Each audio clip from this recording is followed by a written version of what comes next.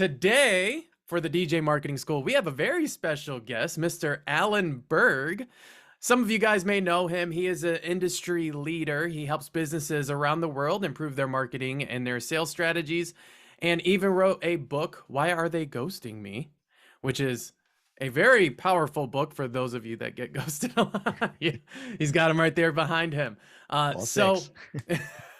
we are very excited to have him here today. So, Mr. Allen, how are you doing today? I am doing great, Tony. Thank you so much for having me on. And, we love talking marketing. We were doing it offline. I said, well, let's just get started because people need to be in on this conversation. Yes, that is very true. And when what you just said about, marketing, we were talking about this offline. Marketing is not the same for everybody, but it is the same. I've spoken in 14 countries on the business of weddings and events. And as we know, weddings and events are different in different places in the country, different places in the world, but the marketing of them isn't, right? The marketing of them is the same, which is get their attention, right? If nobody knows you exist, then that's it. Nothing else happens, right? We're done right there. And then they'll make an inquiry. And that could be a digital inquiry. It could be they call you. It could be for some people walking in, right? They have a storefront or an office, they could walk in. And then you have a conversation. That conversation might be digital. That conversation might be on the phone. That conversation might be Zoom. That might be in person.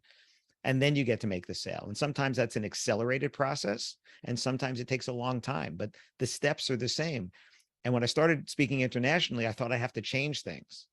But what I have to just change is some maybe just lingo about their country or about the way that they do some things. But the first time, Tony, I spoke internationally was on the island of Barbados.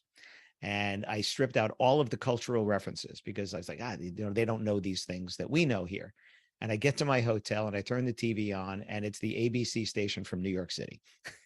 In Barbados? In Barbados. So they totally know everything that we do. So I stopped stripping that out because, we live in a bubble here in the United States and people look at our bubble from outside. Now they have their own bubbles too, but we kind of all watch the same movies now, right? And a lot of these TV shows between, Netflix and Prime Video and all these other streaming channels are making it around the world. So the cultural references are kind of there. You have to be careful you don't get too niche on that. Yeah. But sales is sales. And when I remember speaking in Ireland, and they're very. Have you ever been to Ireland, Tony? No, I have not. I mean, super, super nice people, but they're not very aggressive, right? They don't like. No, we can't be aggressive. And the funny thing is, I was having this conversation. I wouldn't take that from like a lot of the Irishmen I've met in America. Exactly. But there's a different kind of aggression. That's a physical aggression, right? Okay. But if you listen, Irish people and Canadian people are always apologizing. Sorry. Oh, sorry. Oh, sorry. Right. If you listen, you'll hear that. It's always in there.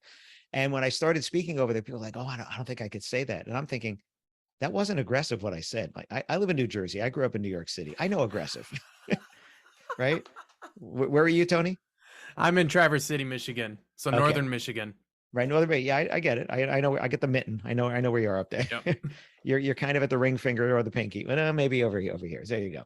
Yeah. So, over here where I live, aggressive is a different bar, right? It's a different bar. And when I go around, especially New Jersey, and I go around the world, and my bar is very low there. Like I said, no, I'm not going to teach you aggressive. I'm going to teach you confident. I'm going to teach you assertive. I'm going to teach you good business. I'm going to teach you good customer service, which is being proactive, which might to you seem aggressive, but really all you're doing is you're responding to an inquiry that came in. You're showing them that they're interested, and that's not aggressive. And I have to change their mindset that following up on a lead multiple times is not aggressive because they started it. Yes. Right? Have you ever done cold calling, Tony? Yes, many times. It's fun, right? It's a lot of fun. If that's the word for it. Yes. Yeah. And the thing is, I know some people that love it, but most people don't love it. And the reason is you don't know if there's a need. Mm-hmm. You're trying to find out if there's a need. So imagine cold calling for weddings where you just took phone numbers and just started dialing. Hi, anybody getting married? Hi, anybody getting married? Hi, right? Eventually you would find somebody that's getting married, right? Because 1 to 2% of the population is engaged at any given time. So 1 to 2% of the time, maybe you'd find somebody. Maybe. And I had somebody the other day say, well, I do cold calling. I said, really, what do you do? They said, well, I have bridal show list. I said, well, that's not exactly cold calling because the fact that they showed, but the fact that they showed up at the bridal show means at least there's a need, maybe not for a DJ, but there's a need, and they're getting married. So it's not the same kind of cold calling where I don't know if they're even getting married. You're one step closer. So is it lukewarm? Yeah, maybe lukewarm. It's not warm, but maybe if it's lukewarm, but that's not the same thing. And calling those people and emailing those people and direct mailing those people, to me, is not the same as cold calling. It's prospecting, Mm-hmm. but it's not cold calling. And you and I were talking about the difference between marketing and advertising, right? Mm-hmm. Marketing your business encompasses a whole lot of things, including advertising and Yes. all these other things. But that kind of cold calling, really for corporate work, I'm actually headed the end of this week to a venue in San Diego that I'm going to have to teach their people about cold calling for corporate events, right? And prospecting for corporate events. That's going to be different than weddings in some ways. But Yeah. then once you have the interest, maybe not so much. What they don't know is that I secret shop them. Right. So I remember so when I'm I now was working tracking. at the marketing agency for probably like the first 2.5, 3 years. Most of my job was cold calling. They would literally just give me a list of companies that were making a certain amount of revenue. And that was the only criteria, nothing else. Not like they need marketing agency, not like, hey, their online presence is bad, just the fact that they were hitting this number. And it helped me a lot because it did kind of show me how to, because if you can nurture a lead from a cold call to a client, Mhm. it teaches you a lot. But I Right. that was also one of those things that I didn't really think meshed well with the wedding industry. Yeah, but what it taught you is also asking good questions. How do you get somebody interested when they didn't start the conversation? That's what you could do at a bridal show, right? That's what you could do at a trade show. If you're going to other types of trade shows, somebody's walking by your booth, and what do you do to get their attention? Hey, do you need a DJ? Yeah, that's not it's an okay start. It's not a great start, right? So you're marketing Leading with a yourself out. question, a good Right. question could kind of turn the tide. Right. Like I tell some of my DJs, somebody's walking by, first of all, your whole booth setup, that's a whole another marketing thing that we can do. No speakers, no lights, please just stop. That's not what you're Yeah. selling. But if somebody comes by and say, so how packed do you want your dance floor to be? And you want them to do what my good friend of mine, Brian Walter, calls the Scooby Doo. You want them to go, what? That's a good one. Scooby Because Doo. you want them to want to know what's next. I did one of my podcasts, the Wedding Business Solutions podcast. I did one. They're short, right? They're like Hmm. 6 to 12 minutes, and I did one on the elevator pitch. And Yeah. you ask somebody for your elevator pitch. Some people don't have one. They don't know. Some people don't know what it is. It's that if you were in an elevator with someone going up to, let's say, the 10th floor, could you tell them what you do and get them interested to know more before the doors open, right? Or the 5th floor or something like that. And your elevator pitch is actually about 7 or 8 seconds. Hmm. The follow-up could maybe 10 or 20 seconds, and then you'll have a longer conversation. But the first thing is to get them to go, what? Right? Like, I want to know more. And I always use the example of a good friend of mine, Shep Hyken. He's one of the leading customer service experts in the world. And if you ask him what he does, he doesn't say, I'm one of the leading customer service experts in the world, because that's pretty pompous, right? It might be true, but it's pretty pompous. Hmm. What he says is, so, hey, Tony, have you ever been to a hotel, a restaurant, or a business and just had an amazing customer experience? And you would say, Yes. he said, I help businesses do that. That is a You go, lot more powerful than just saying, right. And like, so how? Right? How, yeah. how do you do that? And that's the follow-up, is now you have permission to say more on that, but you want them to think about it. And if they say no, you say, well, clearly none of those people have worked with me, because I help businesses create an amazing customer experience, right? So either answer is good. It doesn't matter Yeah. what the answer is. Because it keeps the And conversation going along. So right, that way they can learn more about what it is that he does. which is the whole point. When you're talking, you don't learn anything. When you ask a question and then they talk, now you're learning something. And sometimes, I said this actually at the Marquee Show and some of the other places I've presented lately, if there's something you want them to know, ask them a question, which then gives you permission for the answer, because now they are asking you for the answer.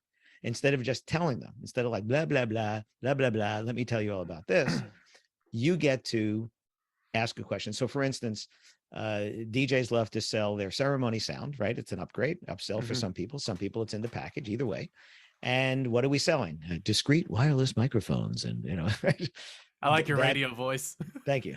Thank you. That was Thank you very good. much. Yeah. Um, I'm a frustrated radio guy. What are podcasts? Podcasts are radios. Come on. That's Very what they true. are. So discrete wireless microphones is a means to an end, just like wireless LED uplights are a means to an end, just like a photo booth is a means to an end. But if you say to somebody, have you ever been to a wedding as a guest and you're at the ceremony and you couldn't hear what the couple was saying? Now there's Yeah. two answers. There's yes Yes or and no. no. And if they say yes, well, it's too bad that they didn't have the right kind of ceremony sound that we're going to do for you, because we're going to make sure that everybody in the first row, the fourth row, the eighth row, and the 12th row can hear every word. And if Well, they and it say, engages them a little more, right? Because if you are asking them a question and getting their answer, and then you can rebut it or answer that question, it's not just talk, talk, talk. I'm telling you everything I'm going to do, but you're engaging their mind to right, actually pay attention and engage in the dialogue. but you're getting them to think about why, not just what, right? Discrete wireless microphones is a what, it's not a why. Have you ever been to a wedding where ceremony where you couldn't hear what the couple was saying? Yes. You don't want that to happen to your guests, and we have the right sound system. Don't worry about it. We're going to make sure you're not going to see them in your pictures, but Aunt Sally in the 14th row is going to be here, hear every word. And if they say, no, I've never been to a ceremony where I couldn't hear the sound, you say, well, then clearly whoever was doing the sound did it right. We're going to make sure that we do the same thing for yours. We have all the right equipment to make sure that happens, right? Yeah. The negative, people pay money to eliminate negatives, right? The negative is people can't hear my vows. The positive is you're not going to see the microphones in your pictures. Okay, great. And the sound is going to be great. That's great. But the negative we want to eliminate is more powerful than the positive, because positives are like, oh, that's great, right? Negative, like that keyboard behind you. If I said, hey, it's a nice keyboard, maybe you should get it checked out, have somebody just go through it. And you're like, okay, I'll do that, to make sure it's working right.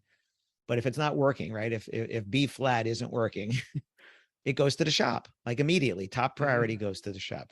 So you want to bring things up like that. Photo booths. I have one of my clients, a DJ, is selling 3 times more photo booths than he's ever sold, and he doesn't sell photo booths.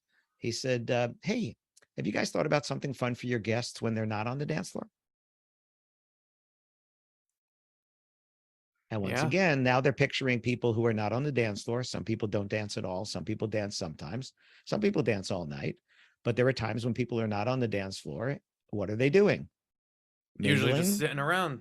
sitting around, whatever, but they could be. And then you could talk about the other benefits about how you're going to get all the pictures, and the 3 pictures everybody takes. Here's the, smiling at the camera picture. Here's the kiss picture, and here's the funky picture, right? Well, here we go. That's the 3 pictures everybody does in a photo booth, right? Yeah. Until they go back in. When they go back in, they do. But you get all of those, right? You're around talking to people at your wedding. You're going to see all those pictures. Now they want that because they want to get all the pictures, but they also want to have something fun for the guests when they're not on the dance floor. So all of a So, sudden, it's not just a photo booth. It is a positive for the other people that aren't going to want to dance. right. Okay, I like that. Thank you so much, Alan. That has been Mr. Alan Berg, owner of Wedding Business Solutions. So if you are watching this and you have not checked out his podcast and not checked out his book, you definitely should. Chances are, if you are watching this, you probably already listened to his podcast. So good on you. Thank you so much for watching this video. I hope that you learned something, and I hope that you found it helpful. If you're watching this on YouTube, consider subscribing to our channel or click the link in the description below to join our Facebook community. If you're watching this on Facebook, consider tagging a DJ friend. Tag somebody who you think might find this information helpful. That's it for this video. I'll catch you guys in the next one.